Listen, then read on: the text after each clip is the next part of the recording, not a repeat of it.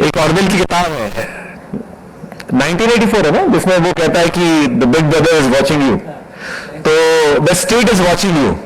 तो जब आप लाइक करते हो तो स्टेट के मसीहा कौन है इस वक्त में? भारत स्टेट के मसीहा कौन है? तो mister surrender is watching all of us. तो उसके तहत हम थोड़ी बातचीत करने की कोशिश करते हैं। खैर बातचीत तो हम खुल के करेंगे, हमारा काम है बातचीत करना, उनका काम है उनका काम करना। तो कन्हैया जी को भी बहुत बहुत धन्यवाद इस कार्यक्रम को होस्ट करने के लिए। ये सब तो अपने इन हाउस ही कार्यक्रम है, बट ये कि थोड़ा लाइक करा दिया आप लोगों ने इन हाउस कार्यक्रमों में। तो मुझे अंशुल ने आज सुबह कॉल किया, तो ये कुछ कार्यक्रम है, शहादत दिवस है भगत सिंह और तमाम साथियों का, तो इसमें आना है। तो मैं बहुत ज्यादा सोचा नहीं, फिर मुझे यहां आने के बाद लगा कि यहां पे आ ही चुका हूं मैं। उसके बाद भी मैं प्रोसेस अभी भी वही प्रोसेस कर रहा हूं कि व्हाई आई एम हियर। एक तरीका जो होता है पॉलिटिकल प्रैक्टिशनर, हम आते हैं और पॉलिटिकल प्रैक्टिशनर के लिए सबसे अच्छी चीज क्या होती है? मंच और भाषण। मजा आता है कि नहीं आता? सबको आता है ना। लेकिन मुझे ऐसा लगता है जिस दौर में आज हम आ चुके हैं, ये एक स्टेप है। अगर हम बुनियादी सवाल अपने आप से करें कि why we are here, why we are doing politics, तो दो तरीके की चीज है। एक, राजनीति के माध्यम से हम थोड़ा बड़ा बनना चाहते हैं, प्रसिद्ध बनना चाहते हैं, थोड़ा संसाधन बनाना चाहते हैं और जीवन थोड़ा चिल करना चाहते हैं। दूसरा जो है वो है एक मकसद। सबके अपने अपने तरीके का निर्माण है, अपने जीवन का निर्माण है, जिसमें आप उन दो तरीकों में से कोई एक तरीका चुनते हो। समटाइम वो दोनों तरीके भी आप चुन सकते हो। तो जिसने पहला तरीका चुना है उसके फॉर्मूले को मुझे डिकोड करने की जरूरत नहीं है, वो सारा फॉर्मूला हम सबको पता है कैसे होता है। लेकिन जो दूसरा रास्ता अगर हमने चुना है कि एक मकसद है राजनीति करने का, तो अगर आपका कोई मकसद है तो सबसे ज्यादा जरूरी है कि वो मकसद के कोर में क्या है। अगर उसके कोर में इस देश की जनता है, अगर उसके कोर में इस देश के नागरिक हैं, तो आप भगत सिंह, सुखदेव, राजगुरु के रास्ते पे हो। इस पूरी बातचीत में मैं कोशिश करता हूं कि हम उनके जीवन के बारे में, उन्होंने क्या किया, कैसे किया, उस कहानी को हम सब जानते हैं, पहचानते हैं। लेकिन मैं कोशिश करता हूं कि हम दो तीन मुख्य बात पे ज्यादा फोकस करें कि इन शहीदों की राजनीति क्या थी। इससे पहले मैं जो नाटक देख रहा था, हम लगातार जो देश की बात करते हैं कि देश को आजाद कराएं, देश को आजाद कराना है। उस वक्त में जो उनका रोमांटिज्म था या उस वक्त में जो उनकी राजनीति थी, वो देश क्या है? वो देश जो है सिर्फ एक भूमि है या देश जिसमें देश के नागरिक भी हैं? तो देश क्या है? भूमि है और नागरिक है? देश का नागरिक है। तो आज हमें इन शहीदों को नमन करते हुए जिंदाबाद अगर हम कर रहे हैं, इनकी शहादत को अगर जिंदाबाद कर रहे हैं, तो वो जिंदाबाद के मायने क्या है? इन तीन शहीदों को हम आज नमन कर रहे हैं। ऐसे लाखों शहीद हैं जिनको हम जानते भी नहीं है। उन्होंने जो कुर्बानियां दी है वो किस आजादी के लिए दी है? वो आजादी के केंद्र में सत्ता का हस्तांतरण था या फिर नागरिक की आजादी थी? आज के वक्त में अगर इस देश में 2% लोगों के पास इस देश की सत्ता है, तो आप कितना भी कहें कि हम आजाद हैं, हम आजाद नहीं है। अगर आज के इस वक्त में इस देश का जो पूरा परिनिर्माण है या इस देश का पूरा निर्माण है वो 2% लोगों को केंद्र में रखते हुए तय किया जा रहा है, तो हम कितनी भी बातें करें, हम आजाद नहीं हैं। और आजादी कोई एक बार लेने की चीज नहीं है। आजादी एक कांस्टेंट नेगोशिएशन है। आज से 100 साल पहले हमारे पूर्वजों ने उस नेगोशिएशन में उस वक्त की जो सत्ता है, उस वक्त की जो व्यवस्था है, उनसे उस आजादी को छीना था। और उस छीनने में उन्होंने उस वक्त में इस देश के हर नागरिक को शामिल किया था। और मुझे लगता है कि आजादी एक कांस्टेंट प्रोसेस है जिसमें हमें हर रोज जो है उठ के उस आजादी के लिए लड़ना होता है। आज के वक्त में जब हम सब समझ पा रहे हैं देश में किनकी चल रही है, इस देश में जो कानून बन रहे हैं वो किसके लिए बन रहे हैं, इस देश में जो विकास हो रहा है वो किसके लिए हो रहा है, जो बड़े हाईवे किसके लिए बन रहे हैं, वो चंद लोगों के लिए हो रहा है। उसमें इस देश के बहुजन बहुसंख्यक का कोई कंट्रीब्यूशन नहीं है, ना ही उनके लिए कोई व्यवस्था है। तो अगर आप देखोगे कि अगर सरकारें एक चमचमाता हुआ हाईवे बना सकते हैं, आजकल हर जगह हाईवे बन गए, अस्पतालें चमचमाती है क्या, सरकारी कॉलेज चमचमाते हैं क्या, सरकारी स्कूल चमचमाते हैं क्या, आंगनवाड़ी चमचमाती है क्या, वो क्यों नहीं चमचमा रही है, क्या लगता है? नहीं, मतलब आप में से कितने लोग सरकारी स्कूलों से पढ़े हो? तो जिस भी सरकारी स्कूल से पढ़े हो, कितने लोग सरकारी कॉलेजों में पढ़ रहे हो? तो दिल्ली के सरकारी स्कूल कॉलेज जो है वो दिल्ली के हैं।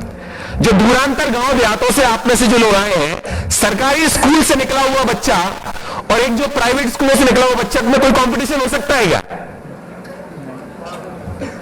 सरकारी आंगनवाड़ी में जो अपने बच्चों को भेज रहे हैं उनका कोई ध्यान हो सकता है क्या? तो जब तक हमारी व्यवस्थाएं समान सुविधाएं नहीं दे पा रही हैं, मैं कह रहा हूं कि समान छोड़िए, बेयर मिनिमम एक फाउंडेशनल सुविधाएं नहीं दे पा रही हैं। मैं ये नहीं कह रहा हूं कि आप अपने सरकारी स्कूलों को, कॉलेजों को ऐसी बनाओ, लेकिन स्कूल और कॉलेज की जो परिकल्पना है शिक्षा देने की, वो एक बेयर मिनिमम दो, ताकि उससे निकला हुआ इंसान और एक बहुत बेहतर स्कूल, प्राइवेट स्कूल से निकला हुआ इंसान में ज्ञान के स्पेस में बराबरता हो पाए। ये हो रहा है क्या? अगर नहीं हो रहा है तो हम कितने भी इस तरीके के इवेंट करते रहे, खूब सारे भाषणबाजी करते रहे, हमारी ये पॉलिटिक्स जो है अधूरी है। दूसरी बात, हमारे पूर्वजों ने, क्रांतिकारियों ने जिस आजादी का संघर्ष किया था, उस आजादी के संघर्ष के कोर में यही था ना कि देश जो है 2% लोग इस देश के मालिक नहीं होंगे, इस देश में सबसे गरीब तबके का आदमी इस देश का मालिक होगा। और उसको श्योर कराने के लिए एक होली किताब दी थी, एक धार्मिक, देश की सबसे बड़ी धार्मिक किताब दी थी, जिसमें राम राज्य का सही मायने में परिकल्पना है। राम राज्य क्या है, जिसको हम कहते हैं एक ऐसा लैंड जिसमें जो पैदा हुआ है वो सब बराबर है और राजा का नजरिया सबके लिए समान है। राम राज्य का परिकल्पना का जो सबसे पवित्र किताब है वो है भारत का संविधान, है या नहीं है? भारत का संविधान कहता है कि भैया जो अमीर है उसको और पैसा मिलना चाहिए, गरीब को और गड्ढे में फेंकना चाहिए। बोलता है क्या? क्या बोलता है? हम भारत के जो नागरिक हैं वो सब जो है उन सबको सरकार के नजरिए में सब समान है। लेकिन वास्तविकता में हो रहा है क्या? अगर नहीं हो रहा है तो हमारा पॉलिटिकल लाइन बहुत क्लियर है। अगर हमने अपने राजनीतिक लाइन में मकसद चुना है तो हमारा मकसद एक ही है, इस देश के संविधान को लागू कराना। और इस देश का संविधान तब लागू होगा जब हम हर रोज आजादी के लिए लड़ेंगे। और वो सिर्फ बाहर नहीं लड़ना है, हमारे घर में अगर हम अपनी पत्नी को, अपनी प्रेमी को बराबर ट्रीट नहीं करते हैं तो आप कांस्टेंट गुलामी में हो। अगर आप अपने ऑफिस के अंदर, since we all are coming from Congress ecosystem, the way we are treating our office bearer, अगर हम अपनी कुर्सी में कोई अगर अध्यक्ष है, जिलाध्यक्ष है, राष्ट्रीय अध्यक्ष है, इंचार्ज है, अगर वो अपने ऑफिस बेरर के साथ कैसे डील करता है उसमें समानता नहीं है, हम कितने भी भाषण दिले, हमारी राजनीति में मकसद नहीं है, हमारी राजनीति में संविधान नहीं है, हमारी राजनीति में भगत सिंह नहीं है, सुखदेव नहीं है, हमारी राजनीति में कोई मूल नहीं है।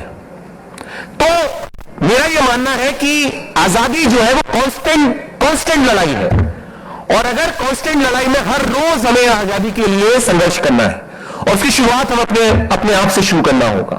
और अगर हमने अपनी राजनीति में मकसद चुना है, अगर हमने अपनी राजनीति में फ्यूडल बनना ही चुना है कि मेरे को बड़ा बनना है, बड़ी गाड़ियां चलानी है, बड़ा शोषा करना है, तो ये राजनीति का तो कोड सबको पता है कैसे होगा।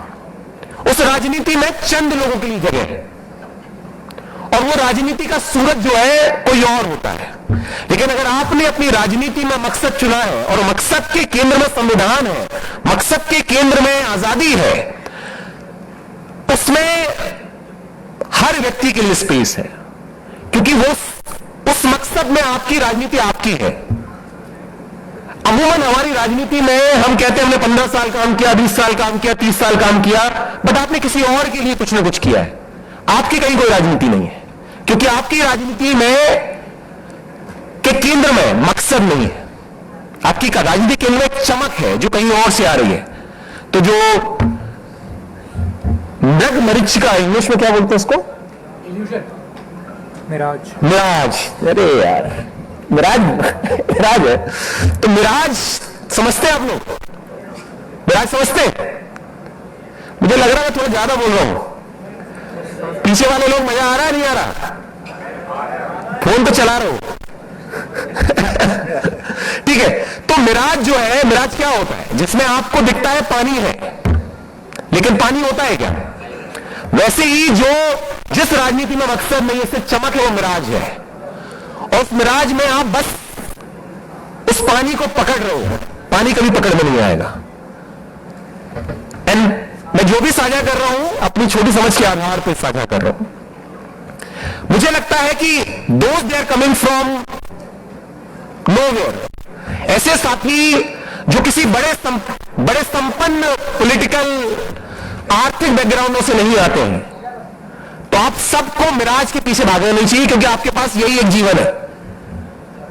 आपके पास एक ही चीज जो मुझे लगता है बचती है, वो है अपनी खुद की राजनीति खड़ी करना। और अगर आपके पास अपनी खुद की राजनीति खड़ी करने का स्पेस है, वो आपके पास ही है। आपकी राजनीति जो है वो किसी और के हाथ में नहीं है।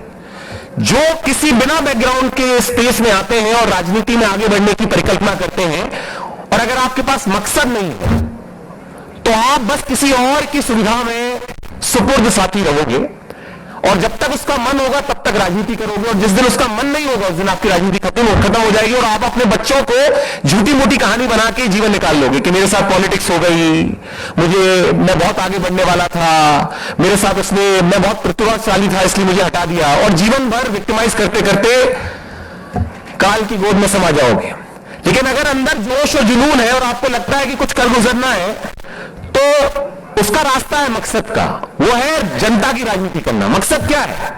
मकसद है कि संविधान ने जो कहा है कि चाहे अडानी के लड़का हो, अंबानी का लड़का हो, या फिर पड़ोस में जो नाई है राजू भैया उनका लड़का हो, they should be treated equally by the state. मकसद यही है। अगर ये राजनीति अगर आप चुन रहे हो, तो ये आपकी निजी राजनीति है, इसमें किसी और के ऊपर निर्भरता नहीं होगी। पार्टी को झक मार के आपको टिकट देना पड़ेगा, पार्टी को झक मार के आपको स्पेस देना पड़ेगा, क्योंकि आपके पास अपना कोई राजनीति है। ये ज्यादा लॉन्ग लास्टिंग है, ये ज्यादा परमानेंट है, और ये ज्यादा मजेदार है।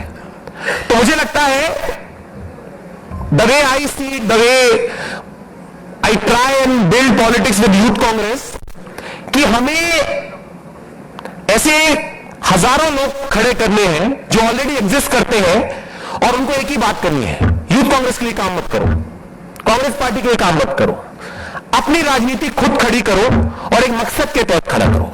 मकसद यह है कि जो सबसे कमजोर है और जो सबसे अमीर है, जो अमीर है और उसको अपने अमीर होने पे गुमान है, या जो फ्यूडल है, जो रिसोर्सफुल है, उसको लगता है कि देश का मालिक वो है, उनसे उनकी सत्ता छीननी है और सत्ता पे कब्जा करना है। और सत्ता पे तब कब्जा होगा जब हमारी राजनीति, जब आपकी राजनीति जनता के बीच में होगी, जनता के साथ होगी। और जनता के साथ राजनीति तब होगी जब सरकार जहां जहां नागरिक को गैर बराबर ट्रीट करती है, जहां पर वो दिल्ली में बड़े हाईवे, बुलेट ट्रेन सब बनाएगी और बुंदेलखंड में किसी गांव में पीने का पानी नहीं देगी, तो वहां हमें पैर अड़ाना है। वहां हमारी राजनीति मकसद की राजनीति होगी। वहां हम इन शहीदों को जिंदाबाद करेंगे, जिस रास्ते को उन्होंने दिखाया उसको जिंदाबाद करेंगे। वहां हमारी राजनीति, हमारी अपनी परमानेंट राजनीति होगी। वहां पार्टी आप होगे, चाहे आप ऑफिस में हो और नहीं हो। तो ये मुझे लगता है उसी क्रम में जो आने वाला दिशा, अगर आप इस दिशा में बढ़ोगे तो सत्ता जो है, वो जो बैठे हुए लोग हैं, वो आपको हर तरीके से रोकने की कोशिश करेंगे। आपका काम है कि अगर आपने अपने मकसद वाली राजनीति चुनी है तो उसमें जो ताकत आपको जनता से मिलेगी उसके आधार पर आप लड़ पाओगे। जैसे बहुत सारे लोगों ने इस बीच में, हमने 1 महीने पहले हमारे साथियों ने, यूथ कांग्रेस साथियों ने भारत मंडपम में एआई का इवेंट हुआ, उसमें प्रोटेस्ट किया। अब प्रोटेस्ट किया तो कोई गुनाह नहीं किया। इसी प्रोटेस्ट के लिए तो हमारे बाप दादाओं ने अंग्रेजों से लड़े थे कि राजा की आंखों में आंखें डाल के कह सके कि राजा तू चोर है। ये कोई क्राइम नहीं हो सकता, ये तो सेलिब्रेशन है। ये तो हमारे बाप दादाओं ने जो संघर्ष किया है उनको याद कर रहे हैं। तो जब जब सत्ता के सामने बिना डरे, पूरे साहस के साथ, पूरे आत्मबल के साथ आप कहो कि तुम चोर हो, तब तक हम अपने बाप दादाओं को जिंदाबाद करते हैं। और अगर हम जिंदाबाद उनको कर रहे हैं तो हमें जहां मौका मिलेगा पूरी ताकत के साथ, पूरे आत्मबल के साथ और संविधान को अपने सीने में चिपकाए हुए पूरी ताकत से प्रोटेस्ट करेंगे। और ये आगे बरसते जारी रहेगा। और प्रोटेस्ट क्यों किया है? प्रोटेस्ट जो है कोई एआई इवेंट को डिस्टर्ब करने थोड़ी किया है। हमारे साथियों ने प्रोटेस्ट किया है क्योंकि भारत ने जो एक डील साइन की है, जो भारत ने डील साइन नहीं की, इस देश के प्रधानमंत्री ने अडानी को फायदा पहुंचाने के लिए एक कॉन्ट्रैक्ट साइन किया है। अमेरिका के साथ नहीं किया है, ट्रंप के साथ साइन किया है। It's not Indo US trade deal, it is basically Adani Modi Trump trade deal.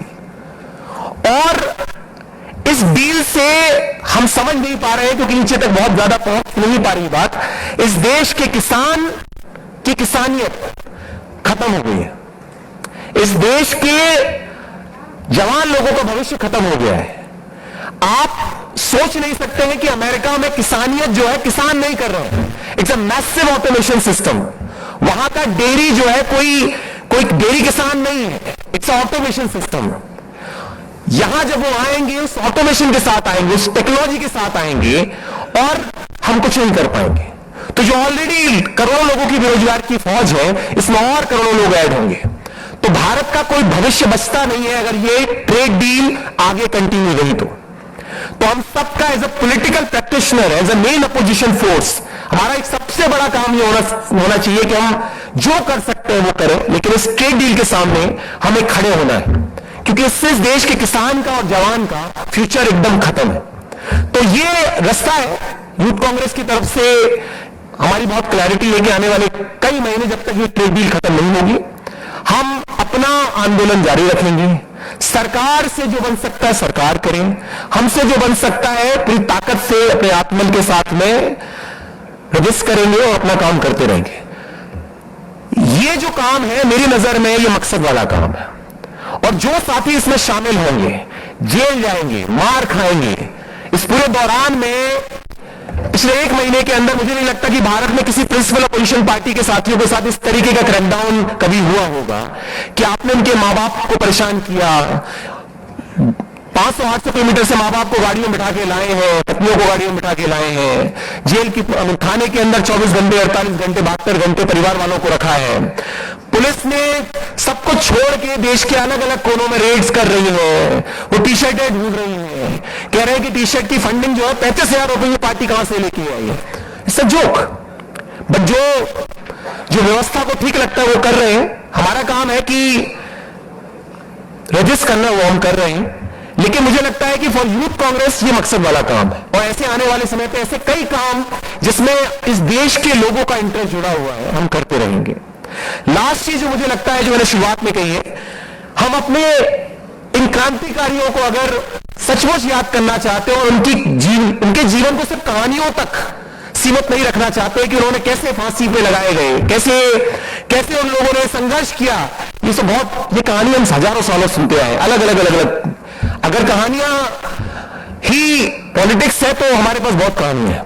अगर सही मायने में इनके आज शहादत दिवस को हम याद कर रहे हैं तो हमें अपने अंदर की फ्यूडल को मानना पड़ेगा।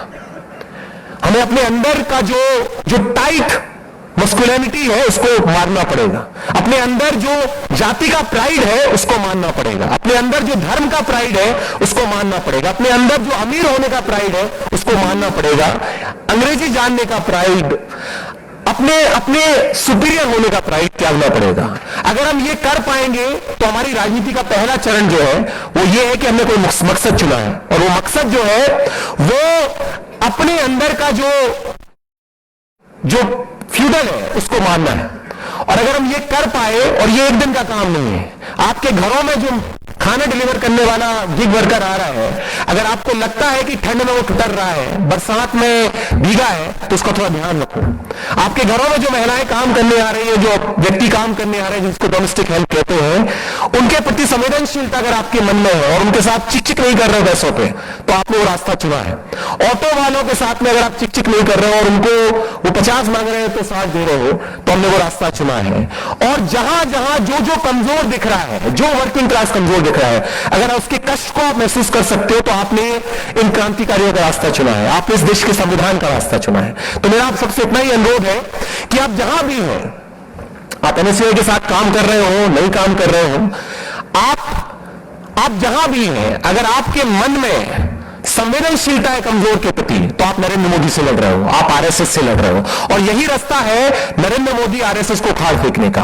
अपने अंदर करुणा लाना है, कमजोर को महसूस करना है, और जो बन सकता है उसके अधिकार के लिए लड़ना है। मुझे लगता है यही हमारा फर्दर रास्ता होना चाहिए, और कम से कम ये रास्ता और ये मकसद मैंने अपने जीवन में चुना है, और इसको बदस्ते जारी रखूंगा। बहुत बहुत धन्यवाद आप सभी साथियों का। फिर वापस कनेक्ट होते हैं। शुक्रिया।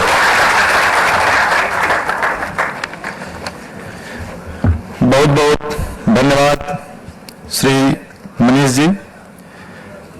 मनीष भैया ने अपनी बातों में जो हमारी राजनीति है, राजनीति का मकसद क्या होना चाहिए, चूंकि हम सभी स्टूडेंट्स हैं और हम आगे आने वाली उस कनारी की चिड़िया के तौर पर हैं, जो कि आने वाले जो खतरे हैं उसको, इस सत्ता को, इन देशवासियों को और जितने भी हमारे अन्य साथी उनको आगाह करने का काम करते हैं।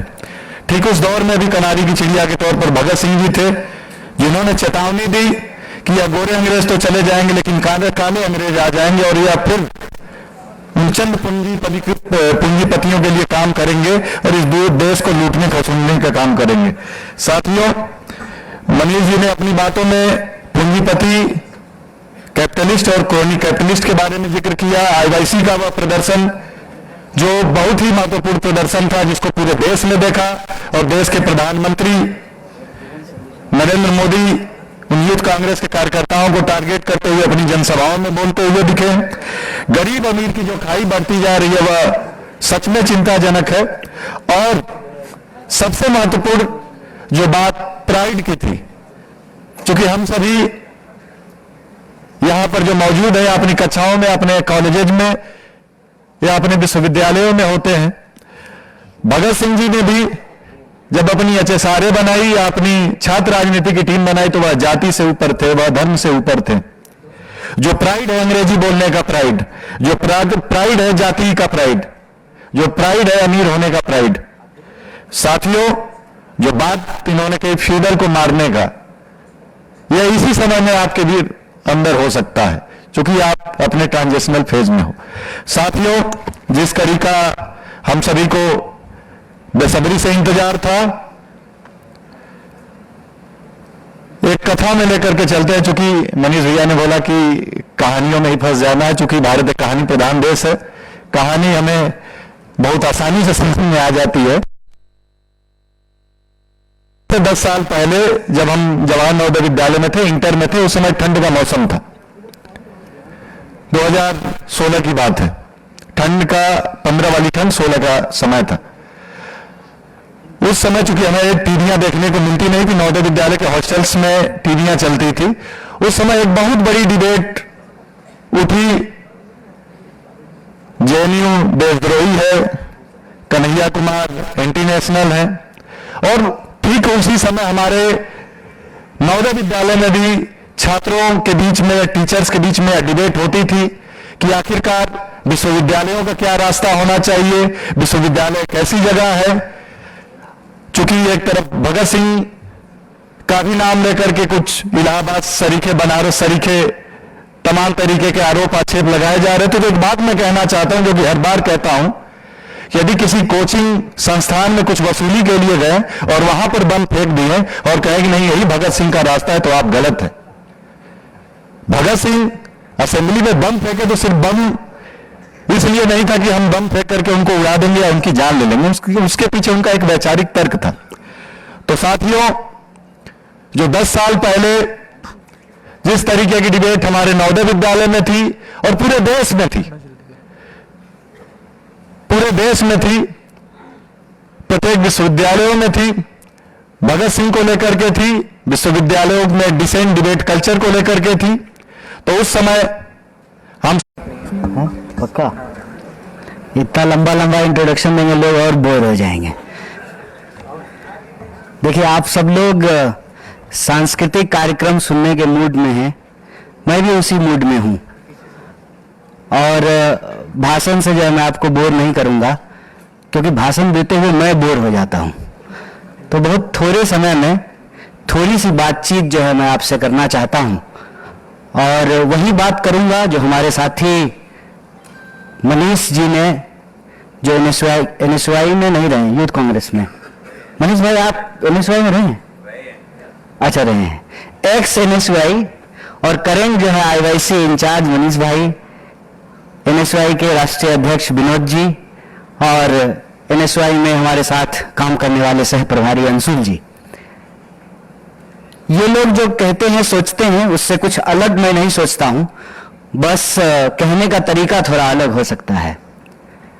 अव्वल तो मैं भी, मनीष भाई जब आया तो यही सोच रहा था आपकी तरह कि यहां क्या कर रहा हूं,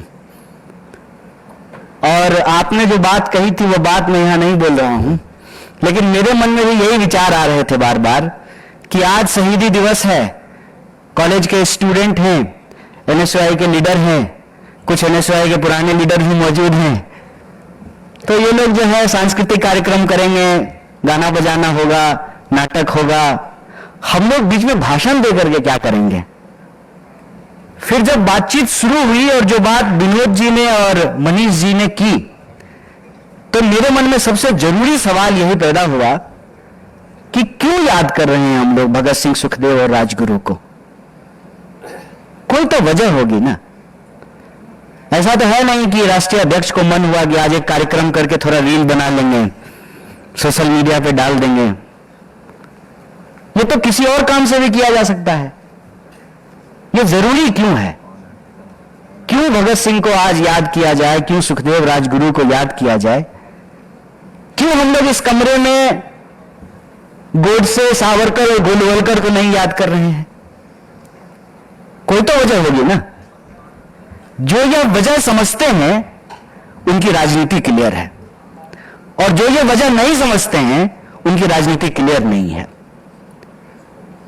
हमको और इस देश के 140 करोड़ लोगों को, भले वो कांग्रेस में हो या ना हो, भले वो एनएसवाई से जुड़े हो या ना हो, भले वो यूथ कांग्रेस से जुड़े हो या ना हो, इस देश के हर व्यक्ति को आज यह तय करना पड़ेगा कि आप किनके साथ खड़े हैं। आप गोडसे, गोलवलकर और सावरकर के साथ खड़े हैं कि आप गांधी, नेहरू, भगत सिंह और अंबेडकर के साथ खड़े हैं, या इस देश को तय करना पड़ेगा। यह इस देश को इसलिए तय करना पड़ेगा कि जो आजादी को हम लोग सेलिब्रेट करते हैं रोज, और जिस आजादी को हम लोग 15 अगस्त को मनाते हैं, वो आजादी कोई परमानेंट चीज नहीं है। पहले मोबाइल में आता था मनीष भाई कि लाइफ टाइम रिचार्ज होता था, अब तो बार रिचार्ज ना कराएं तो इनकमिंग बंद हो जाता है। जब मोबाइल का लाइफ टाइम रिचार्ज नहीं होता है, तो क्या आजादी कोई लाइफ टाइम रिचार्ज वाली चीज है क्या? आप तो यूं समझ लीजिए कि आपके बाप दादों ने आपका घर बना करके दिया है, उस घर में आपको झाड़ू पोछा लगाना पड़ता है, उस घर में आपको रंग रोगन कराना पड़ता है, उस घर की मरम्मत करवाते रहनी पड़ती है, वरना वो घर भी रहने लायक नहीं होता है। जिस हॉल में आप सब लोग बैठे हुए हैं, आपके पहले इस पे झाड़ू लगाया गया है, और जब आप उठ करके चले जाएंगे तब इसमें झाड़ू लगाया जाएगा, तब ये हॉल आपको साफ मिल रहा है। तो तो आजादी जिसको हम रोज सेलिब्रेट करते हैं, ये कोई लाइफ टाइम रिचार्ज नहीं है, ये रोज सेलिब्रेट करने वाली चीज है। और रोज हम इसको तभी सेलिब्रेट कर पाएंगे जब ये आजादी बरकरार रहेगी, और ये आजादी ऐसे नहीं बरकरार रह सकती है। और मैं आपको बड़ी इंटरेस्टिंग बात बताता हूं, ये आजादी ऐसे बरकरार नहीं रह सकती है कि legend of Bhagat Singh film देख करके सिनेमा हॉल में खूब जोर जोर से तालियां बजाई, खूब सीटी मारा और बाहर निकल करके भूल गए। ये आजादी ऐसे बरकरार नहीं रह सकती है कि हमारे ही माँ बाप कहते हैं क्यों भगत सिंह बन रहे हो, तुमको क्या परी है, तुम अपना क्लास करो, तुम अपनी पढ़ाई करो, क्यों राजनीति के पचड़े में पड़ते हो। ये आजादी वैसे बरकरार नहीं रह सकती है। आप इंटरेस्टिंग चीज देखो, जब भगत सिंह और उनके साथी लड़ रहे थे तब देश में उनका बहुत सारा लोग विरोध कर रहे थे, कह रहे थे कि ये लड़के बेवकूफ हैं। तब उनके विरोध में बोलने वाले बहुत थे, लेकिन तब वो बिना इस बात की परवाह किए हुए देश की आजादी के लिए लड़ रहे थे। आज आपको पब्लिकली कोई ऐसा व्यक्ति नहीं मिलेगा जो भगत सिंह का विरोध कर रहा हो, चाहे वो किसी भी विचारधारा का हो। मजेदार बात यह देखिए कि जो भगत सिंह की विचार से जिनका कोई लेना देना नहीं है, वो भी भगत सिंह की टी शर्ट पहन करके घूम रहे हैं, वो भी भगत सिंह का फोटो अपने सोशल मीडिया पे लगा रहे हैं, फेसबुक पे लगा रहे हैं। जब भगत सिंह का कोई विरोध करने वाला नहीं है, तब आज देश की ऐसी हालत क्यों है? देश की ऐसी हालत इसलिए है कि हम सब चाहते हैं, भगत सिंह को देख करके हम सबको मजा आता है, रोमांचित होते हैं। जब वो नाटक हो रहा था तो सबके रोंगटे खड़े हो गए होंगे, सबने तालियां मारी, इनकलाब जिंदाबाद कहा। क्या होता है इनकलाब? क्या होता है इनकलाब? जो पर्चा आप लोगों को मिला है उसमें दो नारे लिखे हुए हैं, इनकलाब जिंदाबाद और साम्राज्यवाद मुर्दाबाद। दोनों को थोड़ा समझने का प्रयास कीजिए। क्या है इनकलाब? किसी भी राजनीतिक कार्यक्रम में चले जाइए, भाजपा के राजनीतिक कार्यक्रम में भी इनकलाब जिंदाबाद बोला जाता है। बताइए, जिस पार्टी का प्रधानमंत्री इजराइल के सामने मुजरा कर रहा हो, उसके भी समर्थक इनकलाब जिंदाबाद बोल रहे हैं। बताइए, जिनके नेताओं के नाम एप्स्टीन फाइल में निकल रहे हो, वो भी आज भगत सिंह को याद कर रहे हैं। बताइए कि जिन्होंने इस देश की संप्रभुता को ट्रंप के हाथों गिरवी रख दिया है कि अब ट्रंप हमको बताएगा कि हम किससे तेल खरीदेंगे, वो भी 15 अगस्त को लाल किले पे जाकर के भाषण दे रहे हैं और आजादी जिंदाबाद कह रहे हैं। इसको कहते हैं कि भेड़िया ने तय किया है कि भेड़ों का भजन गाएंगे, तो भजन कितना भी गा लें भेड़ों का, भेड़िया शिकार तो फिर भेड़ का ही करेगा। तो भगत सिंह को जो लोग नहीं समझते हैं, जिनको भगत सिंह के बारे में कुछ भी मालूम नहीं है, सुखदेव और राजगुरु से जिनका कोई लेना देना नहीं है, जिन्होंने इस देश में भगत सिंह, सुखदेव और राजगुरु के सपने को चकनाचूर किया है, वो भी भगत सिंह का फोटो आज लगा करके सोशल मीडिया पर श्रद्धांजलि दे रहे हैं। जिनको आजाद आवाज पसंद नहीं है, जिनको आजादी का नाम सुन करके, आजादी का शब्द सुन करके जिनके कान से खून निकलता है, आजादी का नारा सुन करके जिनका खून खौलता है, जो इस देश के ऊपर गुलामी थोपना चाहते हैं, वो भी भगत सिंह को याद कर रहे हैं। क्या होता है इनकलाब का मतलब? हर राजनीतिक रैली में इनकलाब जिंदाबाद बोला जाएगा। उस नेता को ही पकड़ करके पूछ लीजिए कि इनकलाब का मतलब क्या होता है। इनकलाब सिर्फ शब्द है, या इनकलाब जो है अपने आप में एक महसूस करने वाली चीज है? इनकलाब का मतलब होता है सच को सच और झूठ को झूठ कहना, सही को सही और गलत को गलत कहना। सामने वाला कितना भी ताकतवर क्यों ना हो, उसके चरणों में जाकर के चापलूसी नहीं करना, न्याय के लिए उठ खड़ा होना, अपनी मुट्ठी तान देना, इसको इनकलाब कहते हैं। इनकलाब का मतलब होता है समाज की व्यवस्था में, अर्थव्यवस्था में, संस्कृति में, सभ्यता में, समाज में जो ऊंच नीच छुआछूत है, उसको बदल करके बराबरी के राज को कायम करना, एक आमूल चूल परिवर्तन करना, इसका मतलब होता है इनकलाब।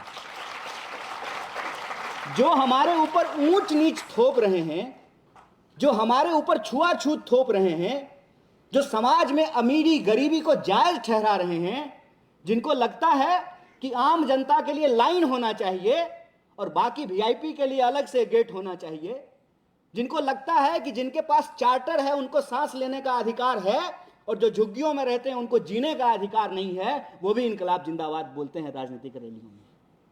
और क्या होता है साम्राज्यवाद का मतलब?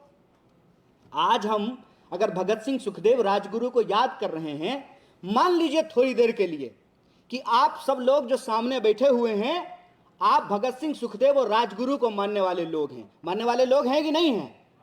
है ना? पक्का? गोडसे को मानने वाला तो नहीं है ना कोई? तो आज जो है भगत सिंह, सुखदेव और राजगुरु होते तो क्या कर रहे होते? बताइए। साम्राज्यवाद मुर्दाबाद कहते थे ना भगत सिंह। क्या है साम्राज्यवाद?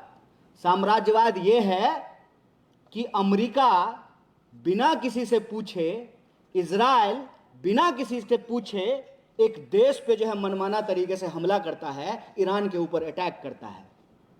बोलिए साम्राज्यवाद है कि नहीं है? और आज अगर भगत सिंह, सुखदेव, राजगुरु होते तो युद्ध का विरोध कर रहे होते कि नहीं होते? आज अगर भगत सिंह, सुखदेव, राजगुरु होते तो जो ये दुनिया में युद्ध चल रहा है, जिस तरीके से यूक्रेन और रशिया का वार हुआ है, जिस तरीके से आज ईरान, इजराइल और अमेरिका का वार हो रहा है, आज भगत सिंह, सुखदेव, राजगुरु होते तो दिल्ली की सड़कों पे निकल करके यह नारा बुलंद कर रहे होते कि हमको युद्ध नहीं, रोटी चाहिए, हमको रोजी और रोजगार चाहिए, हमको बम नहीं शिक्षा चाहिए, हमको किताब और कलम चाहिए। ये बात आज सुखदेव और राजगुरु कर रहे होते। आज हमको इस परिस्थिति में जब हम भगत सिंह, सुखदेव और राजगुरु को याद कर रहे हैं तो आज की राजनीति को हमको समझना पड़ेगा। क्यों यूथ कांग्रेस के साथियों ने टी शर्ट पहन करके, भगत सिंह का टी शर्ट लगा करके वो मोदानी और ट्रंप के ट्रेड डील का विरोध कर रहे थे? वो इसलिए विरोध कर रहे थे क्योंकि ये साम्राज्यवादी चाल है। ये साम्राज्यवादी चाल है कि विदेशी पूंजी भारत आएगी और विदेशी पूंजी भारत आकर के यहां की खेती और किसानी को तबाह कर देगी। आप सब जानते हैं कि इस देश में किसान का बच्चा किसान नहीं बनना चाहता है। इस देश में कलेक्टर का बच्चा कलेक्टर बनना चाहता है, डॉक्टर का बच्चा डॉक्टर बनना चाहता है, लीडर का बच्चा लीडर बनना चाहता है, लेकिन फार्मर का बच्चा फार्मर नहीं बनना चाहता है। क्यों नहीं बनना चाहता है? क्योंकि खेती किसानी को तबाह कर दिया गया है। कूल नहीं है ना फार्मर होना, उसमें पावर नहीं है ना, उसमें आप मेहनत करते हैं ना, आप किसी की मेहनत चुराते नहीं है ना। इसीलिए आज चोरों का बोलबाला है ना, जो दूसरे का मेहनत चुरा लेते हैं, ऐसे चोर आज हमारे माथे पे बैठे हुए हैं ना। किसान किसी की मेहनत नहीं चुराता है, अपने खेत को खोदता है, फसल उगाता है और पूरे देश का पेट भरता है, लेकिन फार्मर का बच्चा आज फार्मर नहीं बनना चाहता है। यह जो खेती किसानी है उसको तबाह करने के लिए एक कानून बनाया गया है, या जो जिसको आप मोदानी ट्रंप ट्रेड डील कह रहे हैं, उसका विरोध यूथ कांग्रेस कर रही थी। और आप देखिए कि इस देश की पुलिस, जो हमारे आपके टैक्स के पैसे से जिसको सैलरी मिलता है, वो पुलिस हमारे साथ क्या व्यवहार कर रही है। जिस पुलिस को आतंकियों का आरडीएक्स ढूंढना चाहिए, वो पुलिस यूथ कांग्रेस का टी शर्ट ढूंढने में लगी हुई है ना? मजेदार बात। और पूरा का पूरा मीडिया ऐसा दिखा रहा है जैसे हम देश के विरोध में कोई काम कर रहे हों और ये देश के हित में कोई काम कर रहे हों। आप हमको बताइए, क्या है देश हित? देश किससे बनता है? अकेला प्रधानमंत्री देश होता है क्या? अकेले मंत्री देश होते हैं क्या? इस देश में रहने वाले तमाम लोगों से देश बनता है। कोई डील अगर इस देश के किसानों के खिलाफ है तो उसमें देश हित कैसे है, जरा हमको समझा दीजिए। जो किसान हित में नहीं है वो देश हित नहीं है, जो नागरिकों के हित में नहीं है वो देश हित नहीं है, जो नौजवानों के हित में नहीं है वो देश हित नहीं है। देश हित के नाम पर देश के भीतर जो किसान हैं, जो मजदूर हैं, जो नौजवान हैं, आज उनके हक है। आपका मेस में कैसा खाना मिलता है, आपकी छत काम करती है कि नहीं करती है, आपका रेफ्रिजरेटर पानी ठंडा करता है कि नहीं करता है, आपके टीचर को सैलरी मिलती है कि नहीं मिलती है। क्या हालत बना दिया है यूनिवर्सिटी की। आज एक कोर्स पूरा नहीं होता है, दूसरा जो है सेमेस्टर चालू हो जाता है। टीचर भी परेशान, स्टूडेंट भी परेशान, कर्मचारी भी परेशान। कुल मिला करके देश में ऐसी स्थिति पैदा की गई है, ना पढ़ा हूं ना पढ़ने दूंगा। पढ़ा लिखा व्यक्ति होता अगर इस देश की गद्दी पर, तो शायद उसको एजुकेशन का महत्व समझ में आता। और याद रखिएगा, जिस देश में शिक्षा से ज्यादा खर्चा युद्ध पे होने लगे, वह देश को गुलाम होने से कोई बचा नहीं सकता है। और देश जब गुलाम हो जाएगा तब याद रखिएगा, सिर्फ भगत सिंह, सुखदेव और राजगुरु के तस्वीर पे माला चढ़ा करके आज़ादी को नहीं बचाई जा सकती है, फिर अपने गले में फांसी का फंदा डालना पड़ेगा, इस बात को याद रखिएगा। इसीलिए ये जो आज़ादी है ये ना भीख में मिली है, ना किसी ने उपहार में, गिफ्ट में दिया है, और ना ये आज़ादी हमेशा कायम रहेगी अगर हम इस आज़ादी को लगातार मुकम्मल रखने की कोशिश नहीं करेंगे, लगातार इस हासिल को बचाए रखने की कोशिश नहीं करेंगे। जहां जहां हमारे ऊपर गुलामी थोपने की कोशिश की जाए, हमको पूरी ताकत से अपने सीने में भगत सिंह की यादों को समेटे हुए, सुखदेव और राजगुरु की यादों को समेटे हुए उस गुलामी के खिलाफ अपनी आज़ादी की हुंकार को बुलंद करना पड़ेगा, उस आवाज़ को बुलंद करना पड़ेगा जो सबके हित की बात करता है। देश एक गंभीर संकट से गुजर रहा है, और यह गंभीर संकट इसलिए है कि ये जो एप्स्टीन गैंग है, ये जो चंद मुट्ठी भर ताकतवर पैसे वाले लोग हैं, जो करप्ट हैं, अनैतिक हैं, बेईमान हैं, चोर हैं, चरित्रहीन हैं, वो दुनिया की गद्दी पे कायम हो गए हैं। और दुनिया की गद्दी पे कायम होकर के वो जानते हैं कि दुनिया की जनता एक बार उठ खड़ी होगी, देश की जनता उठ खड़ी होगी, अपने हक हुक के लिए नौजवान सड़कों पे उतर जाएंगे, विद्यार्थी यह पूछेंगे कि हमको पढ़ाई क्यों नहीं मिल रही है, महिलाएं अपने अधिकार की बात करेगी, किसान और दलित अपने हकूक की बात करेंगे, पिछड़े और गरीब मिलकर के अपनी बराबरी के लिए अपनी आवाज को बुलंद करेंगे। इसीलिए यह जो एप्स्टीन गैंग है वो दुनिया को बार बार एक युद्ध से दूसरे युद्ध में धकेलता रहता है। और दिन भर वो टीवी चैनल जिसको आप खोल करके देखेंगे, ऐसा लगेगा जैसे उनके लिए कोई युद्ध नहीं हो रहा हो, कोई वीडियो गेम चल रहा हो। उनको ऐसा लगता है कि स्टूडियो में बैठ करके वो पबजी खेल रहे हैं।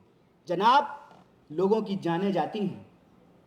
जरा अंदाजा लगाइए कि जहां हम बैठे हुए हैं इसके ऊपर आकर के मिसाइल गिर जाए, क्या हम सब भीड़ हैं? हम इंसान नहीं हैं, हमारे माँ बाप नहीं हैं, हमारा परिवार नहीं है, हमारा जीवन नहीं है।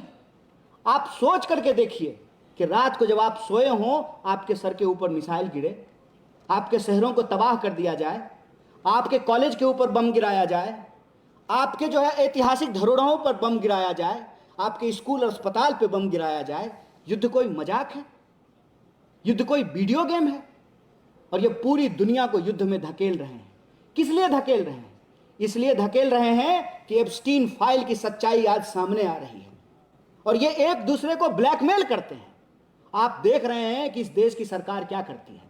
इस देश की सरकार देश की संवैधानिक संस्थाओं का दुरुपयोग करती है, ईडी सीबीआई का दुरुपयोग करती है, नेताओं को डराती है। ऐसे ही क्रॉस वोटिंग हो जाता है। पूरा का पूरा मीडिया जो है पिछले 5 दिन से यह चला रहा था कि क्रॉस वोटिंग हो गया है। ऐसे ही क्रॉस वोटिंग हो गया है। सीडी और ईडी के दम पर इस देश की संवैधानिक संस्थाओं का दुरुपयोग करके यह सरकार बेईमानी से गद्दी पे बनी हुई है और इसीलिए इनके जो मालिक हैं उनके सामने चाहे इनको मुजरा करना पड़े, चाहे इनको कैबरे करना पड़े, ये मुजरा करके अपनी सरकार बचा रहे हैं। और जब ये सरकार में रहेंगे तो स्वाभाविक रूप से इस देश में बेरोजगारी बढ़ेगी, इस देश में किसानों की हालत खराब होगी, अमीर और गरीब के बीच में खाई बढ़ेगी। इसीलिए जब आप भगत सिंह, सुखदेव और राजगुरु को आज याद कर रहे हैं तो आपकी राजनीति क्लियर होनी चाहिए, आपका विचार क्लियर होना चाहिए, आपका रास्ता क्लियर होना चाहिए। एक तरफ वो लोग हैं जो देश को दोबारा गुलाम बनाना चाहते हैं, एक तरफ आप लोग हैं जो इस देश की आज़ादी को मुकम्मल रखना चाहते हैं, कायम रखना चाहते हैं। बोलिए, आज़ादी बचा के रखना है ना, पक्का रखना है तो रील बनाइए, कोई दिक्कत नहीं है, लेकिन जेल जाने की भी तैयारी कीजिए। क्यों?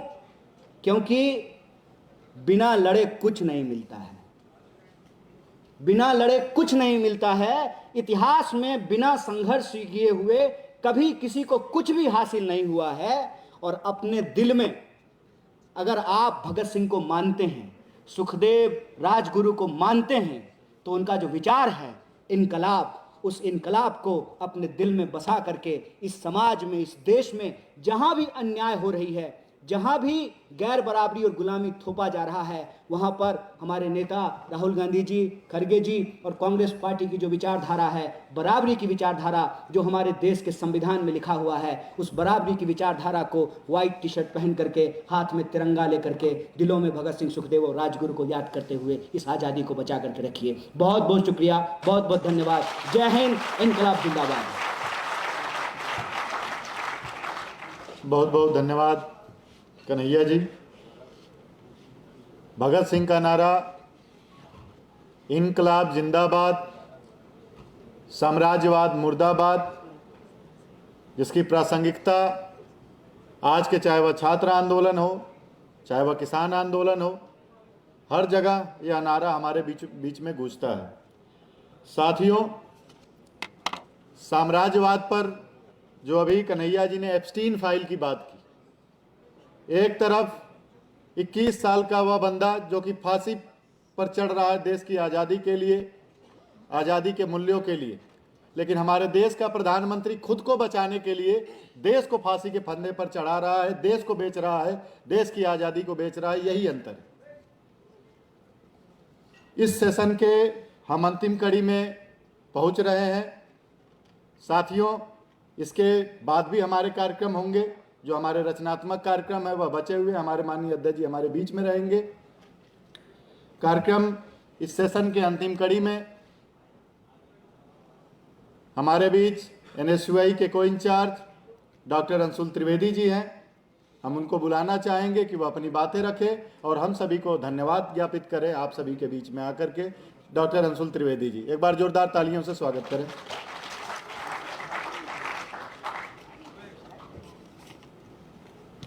प्रिय साथियों, आज इस बहुत ज़रूरी मौके पर आप सबने यहाँ पर उपस्थिति अपनी दर्ज कराई, इसलिए सर्वप्रथम आपको मैं धन्यवाद ज्ञापित करता हूँ। विनोद भाई, मनीष भाई, कन्हैया भाई और हमारे सारे वॉलंटियर जिन्होंने मेहनत की। आज के समय में ये प्रोग्राम करना या भगत सिंह, राजगुरु और सुखदेव को याद करना क्यों ज़रूरी है? उनकी उम्र 23 साल थी, उनके विचार अमर हैं आज, इसीलिए 95 साल बाद भी हम उनको याद कर रहे हैं। उन्होंने 1931 में शहादत दी, वो तो एक बात है। उनकी हत्या ब्रिटिश सरकार ने की, वो तो एक बात है। लेकिन आज का सरकारी तंत्र, आज के मोडानी तंत्र भगत सिंह की दूसरी हत्या ना कर दें, उनकी विचारों को हत्या ना कर दें, इसके लिए ऐसे आयोजन करना, ऐसे कार्यक्रम करना बहुत आवश्यक है। आने वाले दिनों में हमारे देश के सामने फिर से बहुत कठिन चुनौतियां आने वाली हैं। इस देश में राष्ट्रवाद के नाम पर राजनीति हो रही है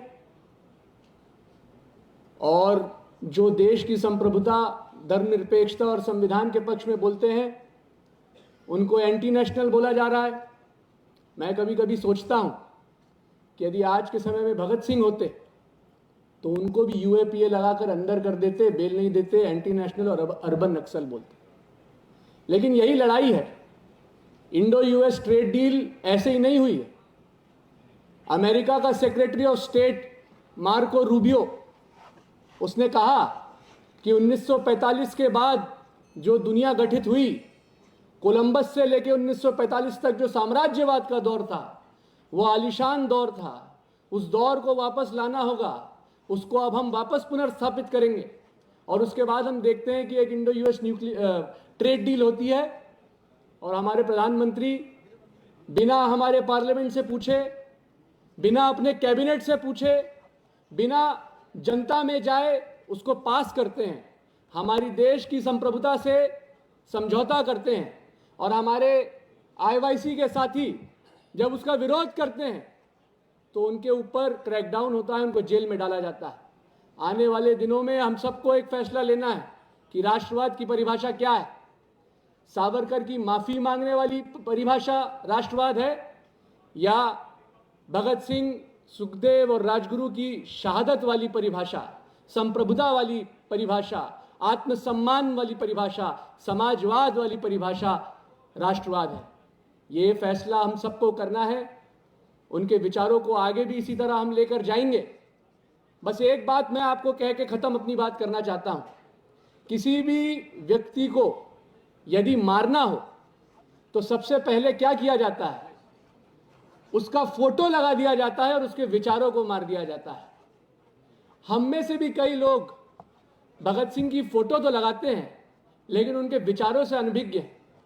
ये ज़रूरी नहीं है कि वो किस चीज़ के लिए मरे, वो किस चीज़ के लिए जिए। इस चीज़ को देखिए, वो इस देश के संविधान के लिए लड़े, जिए, आखिरी दम तक संघर्ष किया। उनके सपनों को यदि हम ज़मीन पे उतारना चाहते हैं तो हम सबको इकट्ठा होना पड़ेगा। हमारे राष्ट्र की संप्रभुता को आज आगे हम लोगों को बचाना होगा। इंडो यूएस ट्रेड डील का ईंट से ईंट बजाकर हर फोरम पर विरोध करना होगा। छात्रों, युवाओं, नौजवानों में उसके प्रति चेतना फैलानी होगी, क्योंकि अब जैसे भगत सिंह ने कहा था कि गोरे चले जाएंगे लेकिन भूरे साहब आ जाएंगे, तो अडानी भूरे साहब के रूप में आ गए। तो पहले लड़े थे गोरों से, अब लड़ना है चोरों से। मुट्ठी तानिए, इनकलाब का नारा बुलंद कीजिए और मैदान में उतर जाइए। इतिहास आपकी प्रतीक्षा कर रहा है। धन्यवाद। इनकलाब जिंदाबाद। बहुत बहुत धन्यवाद अंशुल भैया। इस कार्यक्रम, इस सेशन को अंतिम पड़ाव में है, चूँकि दो साथियों की विनोद जी के ज्वाइनिंग है। विकास पुरी जी, नंदलाल गुर्जर जी एक बार मंच पर आ जाए। विकास पुरी, नंदलाल गुर्जर जी। और जो हमारे रचनात्मक कार्यक्रम के साथी हैं, आकाशदीप जी, जिनका मोनोलॉग होना है, कृपया वह तैयार हो जाएं। हरित तोमर जी, जिनकी पोएट्री है, वह भी तैयार हो जाएं। विकास पुरी, नंदलाल गुर्जर जी कृपया एक बार मंच पर आ जाएं। इनकी ऑफिशियल ज्वाइनिंग होनी है। राजस्थान के साथी हैं जो कि अजमेर के रहने वाले हैं।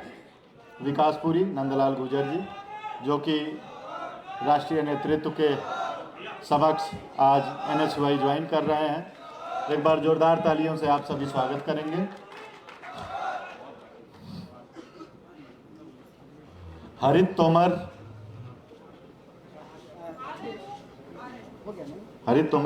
मुझे एक बात, हाँ सर, सॉरी। अच्छा, मुझे ना आप लोगों से एक और बात कहनी है। ये मैं बड़ी देर से सोच रहा था, और मैं बड़ी देर से आज नहीं सोच रहा था। मुझे कांग्रेस पार्टी ज्वाइन किए हुए 4 साल हो गए, और हमने ज्वाइन किया था भगत सिंह के जन्मदिन के दिन, भगत सिंह पार्क में, जहाँ पे वो नाटक में हिंदुस्तान सोशलिस्ट रिपब्लिकन आर्मी के बारे में बात हो रही थी ना, उसी पार्क में वो सोशलिस्ट शब्द जो है उसके साथ ऐड हुआ था। तो बड़ा ऐतिहासिक पार्क है यहीं पे, यहाँ से हमारे ऑफिस से बिल्कुल पास में है। तो ना उस दिन जब हम ज्वाइन कर रहे थे तो कई पत्रकारों ने हमसे ये सवाल पूछा कि आप कांग्रेस पार्टी में आ रहे हैं, ये गांधी जी की पार्टी है, और आप भगत सिंह के जो है जन्मदिन के दिन पार्टी ज्वाइन कर रहे हैं। मैं तब से ये बात सोच रहा था। आज आप लोगों से ये बात साझा करना चाहता हूँ। आप में से यूनिवर्सिटी में जब भी बहुत सारे लोग बहस करते होंगे NSY का पटका पहन करके, जब ये मैं पटका पहना रहा था ना तो मुझे फिर से याद आया। तो आपने देखा होगा कि लेफ्ट और राइट दोनों स्टूडेंट ऑर्गेनाइजेशन आपके ऊपर ये बोल करके हमला करते होंगे कि गांधी जी और भगत सिंह के बीच में वैचारिक मतभेद थे। आपने सुना है, सब लोगों ने ये बहस तो सुनते होंगे। अच्छा, तो एक बात बताइए, जब भगत सिंह कहते हैं इनकलाब जिंदाबाद, और जब गांधी कहते हैं करो या मरो, फिर जब गांधी कहते हैं कि हम किसी भी तरीके से कोई भी हिंसा की गतिविधि को स्वीकार नहीं करेंगे, और भगत सिंह कहते हैं कि बम और पिस्तौल कभी इनकलाब नहीं लाते हैं, आपको लगता है कि गांधी और भगत सिंह के बीच में वैचारिक विभेद था? बस उम्र का फर्क था। मैं आपको दावे के साथ कहता हूं कि अगर भगत सिंह को फांसी नहीं हुई होती, भगत सिंह जेल से निकल करके गांधी जी को ज्वाइन किए होते और स्वतंत्रता आंदोलन को गांधी जी के नेतृत्व में लाया होता। और यह बात मैं पूरी जिम्मेदारी से आपके सामने कहता हूं। जब भगत सिंह कहते हैं बम और पिस्तौल इनकलाब नहीं ला सकता, तब वो गांधी हो रहे हैं।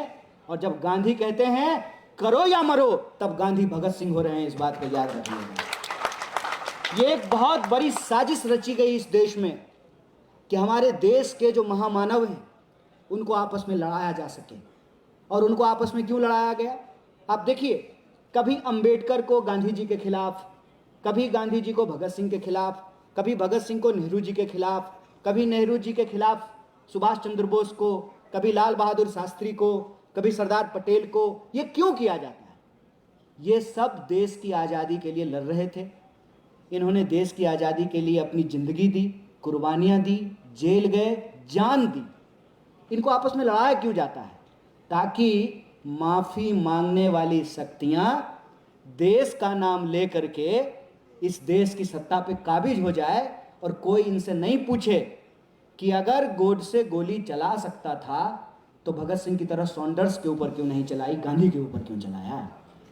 यह सवाल ना पूछा जा सके कि जब देश में आज़ादी की लड़ाई लड़ी जा रही थी तो ये लोग देश की आज़ादी में शामिल क्यों नहीं हुए। इसीलिए जानबूझ करके साजिशन इस देश के महापुरुषों के बीच में एक नूरा कुश्ती कराने की कोशिश की जाती है। हमको इससे बचना है और इस बात को समझना है कि यह देश अगर कायम रहेगा तो गांधी की एकता, भगत सिंह की वीरता और अंबेडकर की समानता से कायम रहेगा। बहुत बहुत शुक्रिया, बहुत बहुत धन्यवाद। बहुत बहुत धन्यवाद कन्हैया जी। साथियों, इसी के साथ इस सेशन की औपचारिक समाप्ति होती है। हम अपने रचनात्मक कार्यक्रम की ओर आगे बढ़ेंगे। इसी के साथ हम हरित तोमर जी को बुलाना चाहेंगे, जो कि युवा कवि एवं आलोचक हैं। बड़े बड़े मंचों पर इनको मंच साझा करने का मौका मिला है। कृपया आप सभी बैठे रहें, जो भी अपनी जगह पर हैं, आप सभी अपनी जगहों पर रहें। इंकलाब! साथियों, आप जो भी हैं, आप अपने स्थान पर रहें। अभी हमारे बीच में